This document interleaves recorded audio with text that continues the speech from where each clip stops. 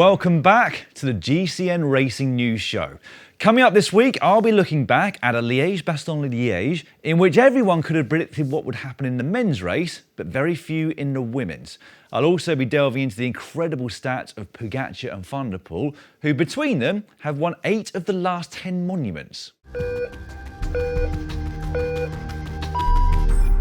This week in the world of racing, we learned what Pogačar and Van der Poel are up to over the next few weeks.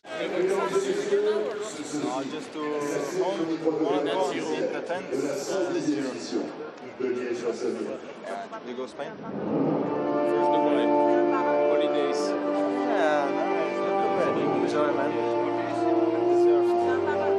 A holiday well earned for Van der Poel, but one that Pogačar won't get for a few months yet. We also learned that if your chain falls off during a race, you should probably stop by the side of the road to fix it. Aljo's tuck here.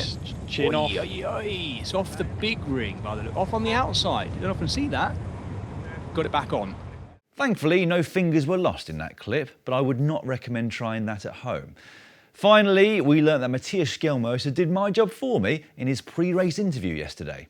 I think it will be a hard pace by way, and I think today we'll attack on La Redoute. That, in a nutshell, is how the race was won. Pogačar did attack on La Redoute, and that was the end of that. Like Strade Bianche 7 weeks ago, all of us watching knew that the outcome of the race was inevitable once Pogačar went. Over the top of La Redoute, he had 8 seconds. 1k later, it was 16. 2k's after that, it was over half a minute. And then by the finish, it was 1 minute and 39 seconds. That's the biggest winning margin at that race since Bernardino in 1980. Now, as many of you all know, that year the race was battered by snow.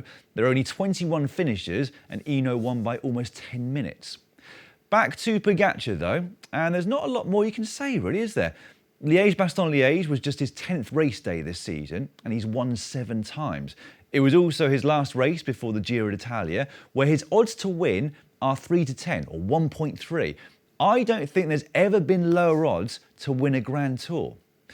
Anyway, we did have a race for second place, thankfully. Carapaz tried valiantly to stick with Pogačar on La Redoute, while Skjelmose said in his post-race interview that it was trying to do exactly that, which ruined his own race.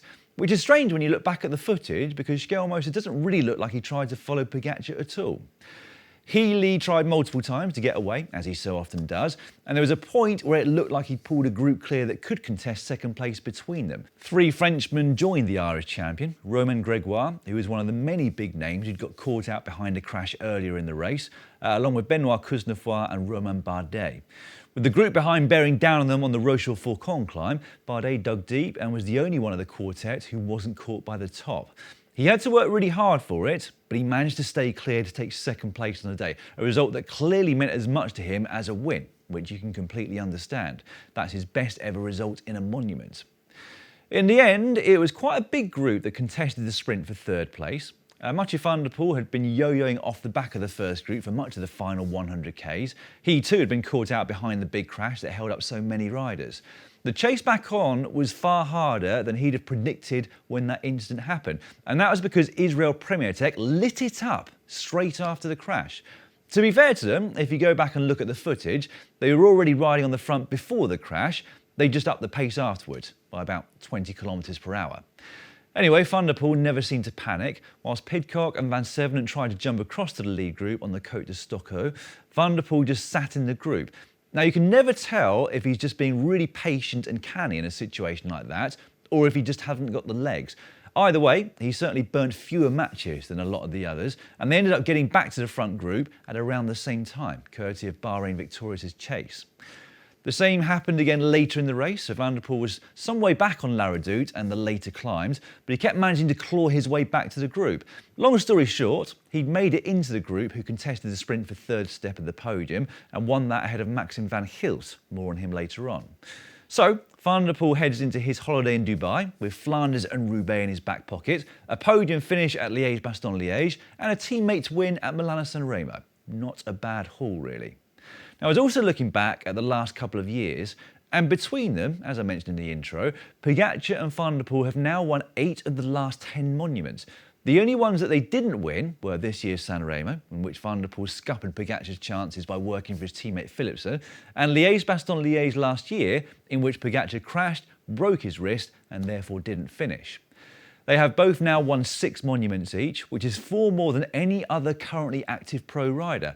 Fuglsang, Kristoff, Degenkolb and Evenepoel are the only other riders to have won more than one, while somewhat unbelievably, Van Aert and Alaphilippe have only won 1 each. Van der Poel took his 6th monument a few weeks ago in Roubaix, having not long turned 29, but Pogačar took his 6th yesterday and is still only 25. Now, the only rider in the history of the sport to have won 6 monuments before that age was, yes, you've guessed it, Eddy Merckx. He was a few weeks shy of his 24th birthday when he won Liège-Bastogne-Liège in 1969. Now, I'm not going to go into whether or not it's been boring or whether we should appreciate watching history made, but however you look at it, you've got to appreciate the achievements of these 2 modern greats. Whether or not I'll be saying that at the end of the Giro remains to be seen though. At the other end of the spectrum, well, Visma Lease a Bike ended a Spring Classics campaign without a single top 10 at a monument, for their men's squad at least. Obviously, they had some awful luck. Van Dijk probably should have been top 10 at Roubaix, but that's a few weeks that they'll want to forget as quickly as they possibly can. Back to Maxim van Giels though, he has got to be man of the spring, doesn't he? Purely in terms of performance versus expectation. So he was 4th yesterday, close to getting the better of Van der Poel. Add to that 3rd at Strade, 3rd at Flèche and 7th at San Remo, and that's a classics campaign that pretty much anybody would be proud of. So well done, Maxim. Man of the match on the day yesterday though had to be Doman Novak of UAE. He seemed to be on the front forever. And when that was on a climb, you could see the pain etched on the faces of the riders behind him. He was so strong that even at the end of all the work he'd already done, he still set Pogačar up for his attack on La Redoute with one last pull on the front. Hershey and Almeida never really had to do a job on the day. They sat in waiting to do a job, and then Pogačar had already gone before they put their noses in the wind. Right, I'll move on to the women's race, where there was a lot more suspense right up to the finish line. Live coverage started on the Côte de la Redoute, where it looked like the early breakaway still held on to a nice 2.5-minute advantage. The actual reality was that Sierra Gigante had been solo off the front for much of the race, later joined by a group that contained the likes of Lucinda Brandt and Misha Bredeveld of Lidl Trek and SD Works respectively, as well as Grace Brown of FGZ Suez and Elise Chabi of Canyon SRAM. So my first question, once I saw live coverage, was who's going to do the chasing behind? That's a strong group, and with 2.5 minutes at 35 k's to go, with all the big teams represented, that thing could go all the way to the line. And it kind of did. By the top of La Redoute, that front group had split to pieces. Gigante was dropped, quite understandably, but so too were Brandt and Bredeveld. So I'm thinking, right, word is going to get back to the peloton pretty fast, and then we'll see Lidl Trek and SD Works riding on the front. But no, nothing for a long time. So up front, we've got Chabe, Brown and Kadzau working really well together and actually increasing their lead. With 30 k's to go, it's almost 3 minutes, still no chase behind. So at that point, I thought those three were going to fight for the win between themselves. However, Lidl Trek and SD Works did finally get their act together and do some chasing, bringing the gap down to one that was bridgeable by the best riders, they being Vollering, Longo Borghini and Nuvia Doma, who could obviously sit on the back with their teammates still out front. The weirdest part of the whole race, though, for me at least, came at 8.7 k's to go. Just as those two groups were about to come together, Vollering decided she didn't want to tow Nuvia Doma the last 15 metres onto the group that obviously contained her Canyon SRAM teammate Chabe. So Nuvia Doma refused to pull through, rightly so, but Vollering stayed stubborn for ages. I mean, she realised in the end, but at that point the gap was so big, she had to burn a lot of matches to finally get across. Especially since Longo Borghini was already drilling it at the front, having realised what was happening behind her. In fact, with this incident at 6.7 k's to go, holding Vollering up even further, it was actually a full 3 kilometres from the moment Vollering started mucking about with Nuvia Doma to the point where she properly latched onto the front group. 2 kilometres later, Brown and Kadzau had managed to get back on, giving us a group of 6 at the front of the race with 4.5 k's to go.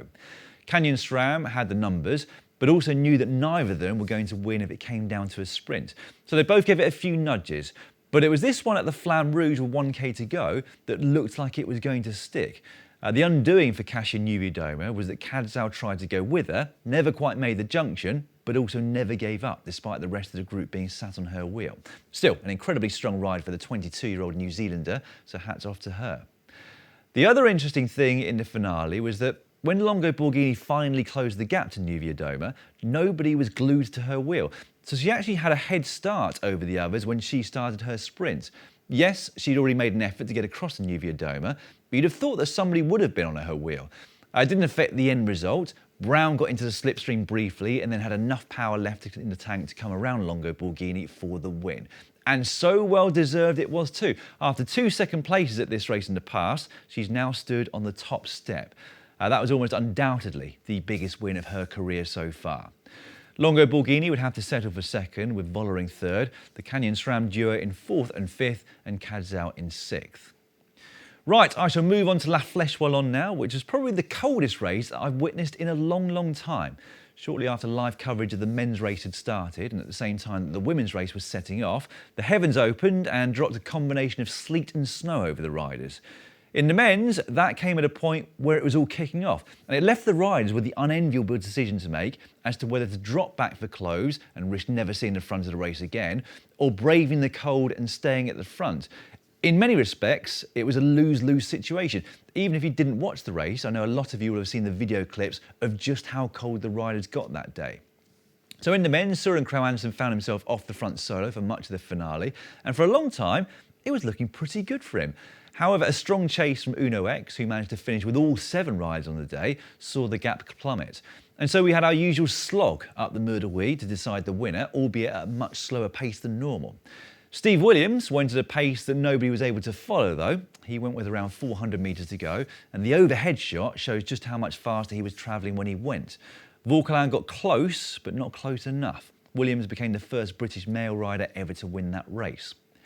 In the women's, we had the most popular win that I've seen in a long time. After a drought of 5 years, Kasia Niewiadoma finally got another win on the road.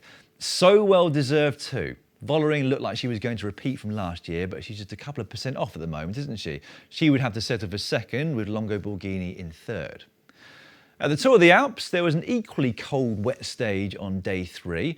It was there that Juanpe Lopez went into the race lead, soloing away in the last 7K to take what was his first ever pro win. I was surprised to see that. I think that long stint in the pink jersey of the Giro a couple of years ago had fooled me into thinking he had at least a couple of pro victories by this point.